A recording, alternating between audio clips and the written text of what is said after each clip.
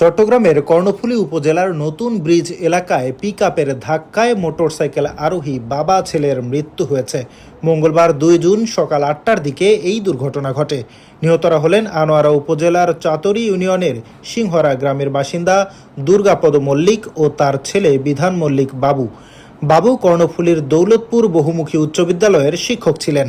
সকালবেলা বাড়িতে যাচ্ছিল বাবার ছেলে মোটরসাইকেল নিয়ে নতুন ব্রিজ পার হয়ে পিকআপ ভ্যান আছে না ছোট, ওইটা একটা প্রথম হাইসকে মারছে, হাইটটা কোনো রকম কাটছে, এটা গিয়ে মোটরসাইকেলকে এমনভাবে ফিসছে সামনে ঢুকাই পিছনে বের করে ফেলছে। দেখছি লোকটা যে বাইক চালাইছে ওইটা একটু লড়াচড়া করছে, আমি ওরা নিয়ে সাইড করে তুলছি, আবার ওনার বাবার তোলার জন্য আমি লোকজন গাড়িটা আলগাইছি, আমি বার করছি। প্রত্যক্ষদর্শীদের মতে স্পিড ব্রেকারে মোটরসাইকেলের গতি কমালে পেছন থেকে আসা একটি পিকআপ ধাক্কা দেয়। এতে ঘটনাস্থলেই দুর্গাপদ মল্লিক নিহত হন।